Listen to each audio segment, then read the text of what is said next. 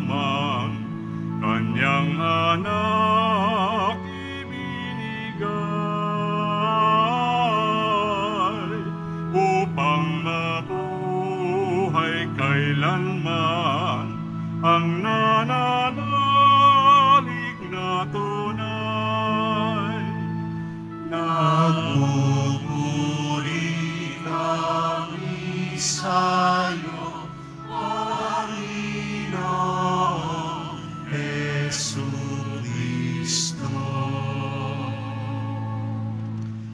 Sumainyo ang Panginoon. At sumaiyo rin. Ang mabuting balita ng Panginoon ayon kay San Juan. Papuri sa iyo, Panginoon. Malapit na ang Paskwa ng mga Hudyo, kaya't pumunta si Jesus sa Jerusalem. Nakita niya sa templo ang mga nagbibili ng mga baka, mga tupa at mga kalapati, at mga namamalit ng salapi. Gumawa siya ng isang panghagupit na lubid at ipinagtabuyang palabas ang mga mangangalakal, pati mga baka at tupa.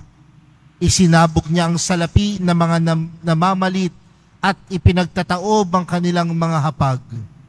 Sinabi niya sa mga nagbibili ng kalapati, "Alisin niyo rito ang mga iyan. Huwag ninyong gawing palengke ang bahay ng aking ama." Naalala ng kanyang mga alagad na sinasabi sa kasulatan, "Ang aking malasakit sa iyong bahay ay parang apoy na nag-aalab sa puso ko." Dahil dito'y tinanong siya ng mga Hudyo, "Anong tanda ang maibibigay mo upang patunayang may karapatan kang gawin ito?" Tumugon si Jesus, "Gibain ninyo ang templong ito at muli kong itatayo sa loob ng 3 araw. Sinabi ng mga Hudyo, 46 na taon na ginawa ang templong ito at itatayo mo sa loob lamang ng 3 araw? Ngunit ang templong tinutukoy ni Jesus ay ang kanyang katawan. Kaya't nang siya'y muling mabuhay, naalala ng kanyang mga alagad na sinabi niya ito, at naniwala sila sa kasulatan at sa mga sinabi ni Jesus. Nang pista ng Paskwa, nasa Jerusalem si Jesus. Marami ang sumampalataya sa kanya nang makita nila ang mga kababalaghang ginawa niya. Subalit hindi nagtiwala sa kanila si Jesus, sapagkat kilala niya silang lahat. Hindi na kailangang may magsalita pa sa kanya tungkol sa kanino man, sapagkat talastas niya ang kalooban ng lahat ng tao. Mga kapatid, ang mabuting balita ng Panginoon. Pinupuri ka namin, Panginoong Hesukristo. Magsiupo muna tayo. Magandang umaga po sa inyong lahat. Pakibati nga po ang katabi ng magandang umaga. Mga kapatid, tayong lahat ay nagkakatipon ngayong umaga na ito sa pagdiriwang ng banal na Eucharistia ngayong 3 linggo sa panahon ng Kwaresma. Nangangahulugan na tayo ay nasa kalahati na ng ating paghahanda para sa Pasko ng muling pagkabuhay. Tandaan natin mga kapatid, na ang panahon ng Kwaresma ay panahon ng paghahanda upang matanggap sa ating mga puso si Jesus na muling nabuhay. Kaya magandang tanungin sa umagang ito, handa na ba ang sarili?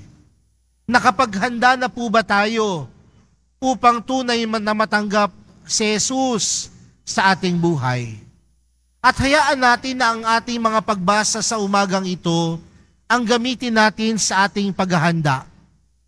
Sa atin pong unang pagbasa, napakinggan po natin ang utos ng Diyos. At alam natin na merong utos ang Diyos. Sa pananampalataya natin bilang mga Katoliko, mahalaga na alam natin ang utos ng Diyos. Ilan po ba ang utos ng Diyos? Ilan? Buti pa ang Diyos, 10. Buti pa ang Diyos 10 lang. Minsan yung mga nanay natin, lagpas 10 ang utos. Pero mga kapatid, kung 10 ang utos ng Diyos, alam ba natin ito? Alam ba natin, gamit ang ating mga puso, ang 10 utos ng Diyos? Kapag bumaba po ba ako dyan at magtanong sa inyo kung ano ang 10 utos ng Diyos, masasagot po ninyo ako? Bakit parang hindi? Itong mga estudyante ho kaya ng Nazarene Catholic School, kapag tinanong ko kaya sila kung kaya nilang enumerate ang 10 utos ng Diyos, hindi ba mapapahiya ang assistant director ninyo? Oh, sige ha. So kabisado ninyo, alam ninyo. Minsan nagbigay po ako ng talk. Ang tanong ko po doon sa mga taong nakikinig, ilan po ba ang 10 utos ng Diyos? May sumagot 8.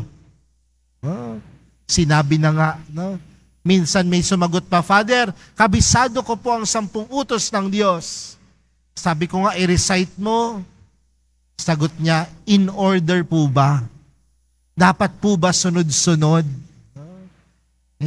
Marahil dapat.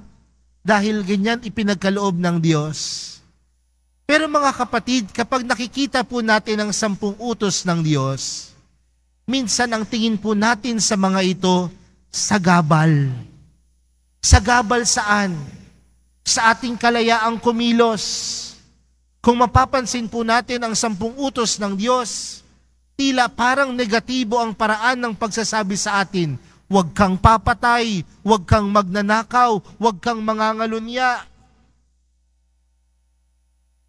Huwag kang magsasabi ng kasinungalingan sa iyong kapwa. Negatibo. Pero tila may positibong ipinagkakalob ito sa atin. At anong hamon sa atin mga kapatid? Nang utos ng Diyos kailanman hindi naging sagabal. Bagkos ang mga utos ng Diyos ang magdadala sa atin sa buhay kabanalan. Uulitin ko po yun ha. Kasi minsan baka nakakalimutan po natin yan. Ang tingin natin sa mga utos ng Diyos, puro bawal, puro negatibo. Pero tandaan natin mga kapatid, ang mga taong sumusunod sa utos ng Diyos, tunay na nagiging banal. When you follow the commandments, it brings you to holiness. Hindi siya deprivation, kundi dadalin ka sa isang buhay na banal. Okay po ba yon? Na hindi tayo pinagbabawalan dahil gusto lang tayo pagbawalan. Bagkos ang mga utos na ito, gabay sa atin upang tayo ay maging banal. Pangalawa mga kapatid, sa atin pong ikalawang pagbasa sa sulat ni San Pablo sa mga taga-Korinto, tila ipinaalala niya na ang bawat isa sa atin may karunungan. Sa atin pong mga Pilipino, paano po ba natin sinasabi sa ibang salita ang karunungan? Di ba sinasabi natin, wais? Wais yan eh. Pero sa panahon natin ngayon, kapag ang isang tao ay sinabihan ng wais, ano po yung unang bagay na pumapasok sa ating isipan? Wais kasi yan. Kasi nalamangan niya yung kapwa niya. Wais yan kasi nautakan niya yung kapwa niya. Tila negatibo din. Pero ang pagiging wais ay kailanman hindi nagiging negatibo. Dahil ang karunungan ay regalo ng Diyos. At saan dapat ginagamit ang karunungan? Sa pagpapakabuti. Mga kapatid, kung tutuusin, simple lamang naman talaga ang maging Katoliko at Kristiyano. Ano ang panawagan sa atin bilang Kristiyano? Gumawa ng mabuti at iwasan ng masama. Pero minsan, gumagawa ng masama at iniiwasan ng pagpapakabuti. Yun ang mga pagkakataon na hindi natin ginagamit ang karunungang regalo sa atin ng Diyos. Mga kapatid, ang tunay na wais, gumagawa ng mabuti at umiiwas sa masama. Pakitingnan niya ang katabi. Mukha bang wais yan? Ayaw niyong tingnan ng iba. No? Pero mga kapatid, ang karunungan, regalo ng Diyos upang magamit natin sa paggawa ng mabuti at pag-iwas sa masama. Panghuli mga kapatid, sa ating ibanghelyong napakinggan, tila isa po ito sa mga popular na kwento sa Ebanghelyo. At marahil ito rin ang sinasabi nating dahilan kung bakit si Jesus nagpakasakit at ipinako sa krus dahil nagalit ang mga tao sa Kanya. Di ba ganyan yung nakikita natin? Pero mga kapatid, ano po ba ang kwento ng ating Ebanghelyo? Pumunta si Jesus sa templo at nakita ni Jesus na sa loob ng templo, merong nagtitinda. Ang ginawa, ang sabi sa Ebanghelyo, pagpunta ni Jesus sa templo, parang naging palengke ang simbahan o ang templo. Pero mga kapatid, isang pagpapaunawa po, na kailanman hindi nagalit si Jesus sa palengke. Mahalaga ang palengke, tama po ba? Kailangan natin ng palengke sa buhay natin. Kaya nga kada bayan, kada komunidad may palengke. Walang masama sa palengke. Pero anong nakitang masama ni Jesus? Ano ang kinagalit ni Jesus? Hindi nila alam ang kanilang lugar. Wala sa lugar. Bakit? Ano ba ang templo? Ang templo ay isang lugar na banal. Ang templo ay isang lugar kung saan ang Diyos at ang tao ay nagtatagpo. Pero wala sila sa lugar ginagawang pamilihan. Minsan po, nakapagmisa po ako sa isang kapilya sa mall. At pagpasok ko dun sa kapilya, maraming tao. Kaya niloko ko yung sekretary. Sabi ko, buti pa ho dito sa si chapel, no? Ang daming nagsisimba, ang daming nagdadasal kahit patay na oras. Sabi sa akin ng sekretary, Father, kalahati po dyan. Kaya po nandito sa chapel, nakikicharge po ng cellphone. Kalahati po dyan, Father, dahil malamig sa chapel, nakikitulog po. Alam niyo ho, minsan kahit sa simbahan, kapag naglinis ho ang mga tagalinis ng simbahan, ano po ang nawawalis? Candy wrappers, bottled water.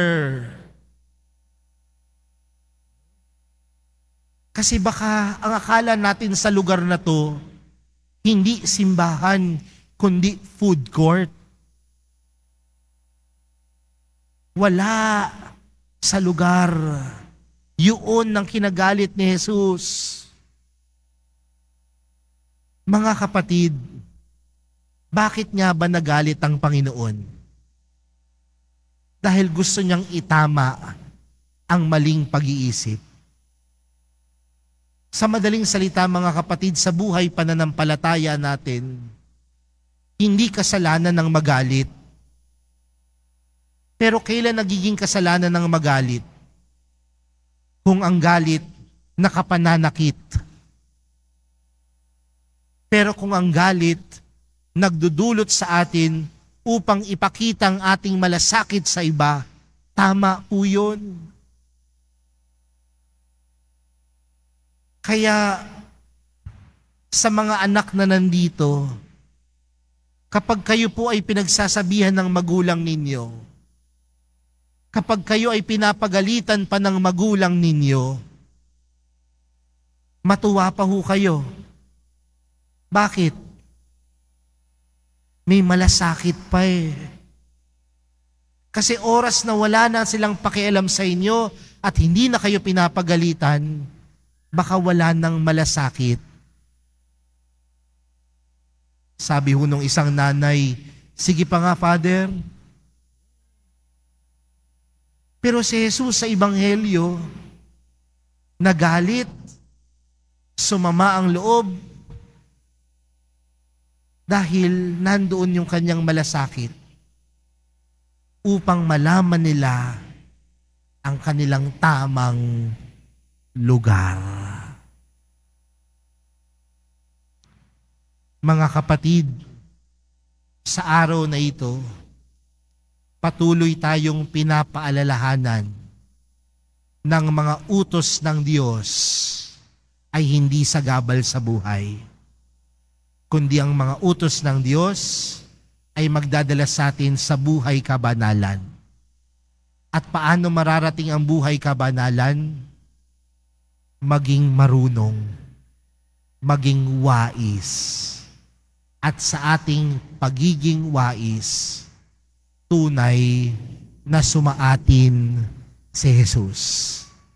At kung siya ay sumasa atin, mananatili sa atin ang pagkakaroon ng pagmamalasakit sa iba. Mga kapatid, huwag natin alisin ang Panginoon sa puso at buhay natin. Dahil oras na alisin natin ang Panginoon sa puso at buhay natin, mawawalan din tayo ng pagmamalasakit sa iba. Mga kapatid, sa pagpapatuloy po ng ating banal na misa, yan po ang hilingin natin sa mahal na pong Jesus Nazareno. Manatili sa ating buhay, manatili sa ating mga puso, dahil siya ang tunay na nagpapabanal. Siya ang nagpapabanal sa ating mga sarili. Amen.